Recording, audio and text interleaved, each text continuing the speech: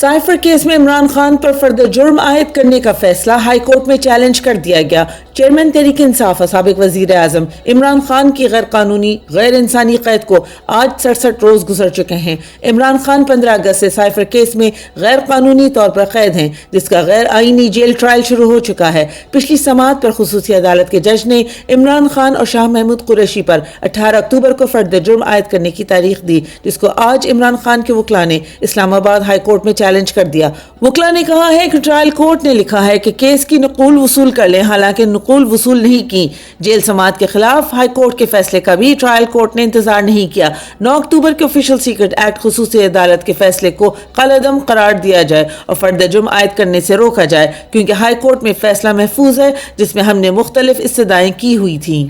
Adiala jail میں عمران خان کو بنیادی سہولیات دینے کے متعلق کیس کا فیصلہ محفوظ۔ چیئرمین عمران خان کے وکیل نعیم حیدر پنجوتا نے اپنے ٹویٹ میں بتایا کہ عمران خان صاحب کو اڈیالہ جیل مینول کے مطابق جو ان کا حق ہے وہ دیے جانے کے حوالے سے درخواست پر سماعت ہوئی۔ قانون کے مطابق جو ان کا حق ہے وہ دینے، فیملی، وکلاء، ذاتی معالج سے ملاقات کی اجازت دینے کے حوالے سے واضح حکم دینے کی استدعا کی گئی۔ چیف جسٹس عامر فاروق کے اپنے فیصلے پر عمل نہ کروانے کی وجہ سے ابھی تک مینول کے مطابق حق نہیں دیا گیا۔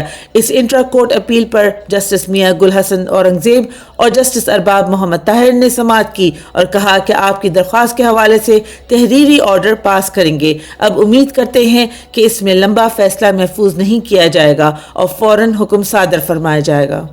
عمران خان کی نیب سے خارج ہونے والی عبوری ضمانتیں اسلام آباد ہائی کورٹ میں چیلنج۔ نیب کے توشہ خانہ اور القادر ٹرسٹ کیس میں ٹرائل کورٹ کی جانب سے عمران خان کی عبوری ضمانتیں خارج کر دی گئی تھیں، جن کو آج اسلام آباد ہائی کورٹ میں چیلنج کر دیا گیا۔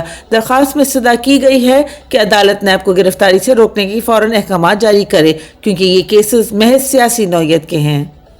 سیاسی قیدیوں کے خلاف کوئی ثبوت نہ مل سکا، عدالت نے صنم جاوید اور دیگر کی ضمانت منظور کر لی۔ لاہور کی انسداد دہشت گردی عدالت میں آج صنم جاوید اور دیگر قیدیوں کی ضمانت کے متعلق کیس کی سماعت ہوئی۔ عدالت نے صنم جاوید، عبدالحفیظ، زرین رضا، افشاں طارق، سید فیصل، عمیر علی حسن کی ضمانت منظور کر لی۔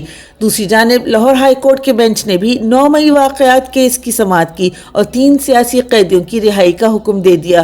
جسٹس عالیہ نیلم نے ریمارکس دیے، خواتین پر ڈنڈے لانے کا الزام ہے، مگر ان کے خلاف کوئی ویڈیو تصویر یا فوٹیج ابھی تک عدالت میں پیش نہیں کی جا سکی۔ Supreme court practice and procedures act کا ملا جلا فیصلہ۔ سپریم کورٹ ایک مشکوک قانون کے متعلق ایک رائے قائم نہیں کر پائی۔ چند شقیں کچھ ججوں نے منظور کی، چند شقیں کچھ اور ججوں نے منظور کی، لیکن اس قانون کی آڑ میں نواز شریف کو اہل کروانے کے لیے اپیل کا حق دینے کی منصوبہ بندی ناکام ہو گئی۔ لاہور ہائی کورٹ نے خدیجہ شاہ کی عسکری ٹاور اور جناح ہاؤس حملہ کیسز میں ضمانت کی درخواستوں پر فیصلہ محفوظ کر لیا۔ احتجاج کرنا یہ ہماری سوسائٹی کا کلچر ہے۔ ایک لیڈر کال دے تو لوگ احتجاج کے لیے نکلتے ہیں۔ احتجاج کرنے سے تو آپ کسی کو روک نہیں سکتے۔ خدیجہ شاہ کے بیان میں غیر قانونی کیا بات ہے؟ یہ کہنا کہ ماؤں بہنوں کی عزت محفوظ نہیں، کیا غیر قانونی ہے؟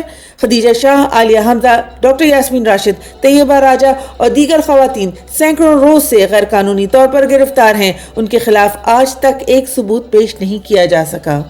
عمران خان کے کیسز لڑنے والے وکلاء کے خلاف ریاستی فسطائیت جاری۔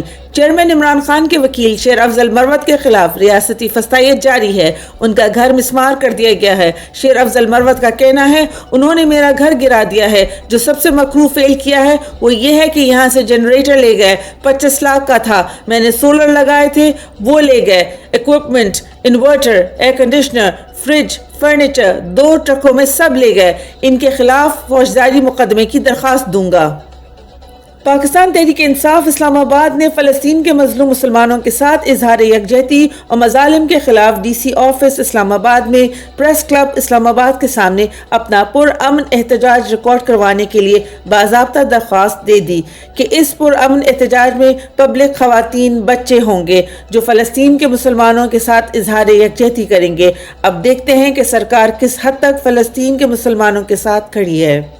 عمران خان پر سائفر کیس بنتا ہی نہیں۔ سینئر قانوندان بیرسٹر اعتزاز احسن نے میڈیا سے گفتگو کرتے ہوئے کہا، امریکہ اگر وزیر اعظم کو دھمکی دیتا ہے تو وہ کیا کرے گا؟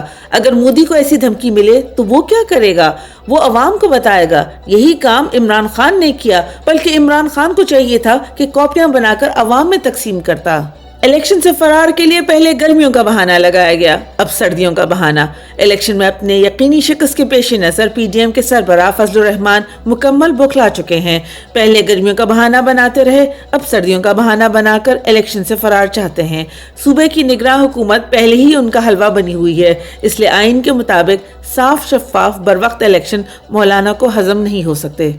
اوورسیز پاکستانیوں کا نظام پر اعتماد ختم، ترسیلات زر میں ریکارڈ کمی۔ رجیم چینج آپریشن کے بعد اوورسیز پاکستانیوں کا اعتماد دن بدن ختم ہوتا جا رہا ہے۔ مارچ 2022 سے پہلے پاکستان کی برآمدات اور ترسیلات زر تیزی سے بڑھ رہی تھیں، جو کہ اب $8.2 بلین سے گر کر $6.3 بلین پر آ چکی ہے۔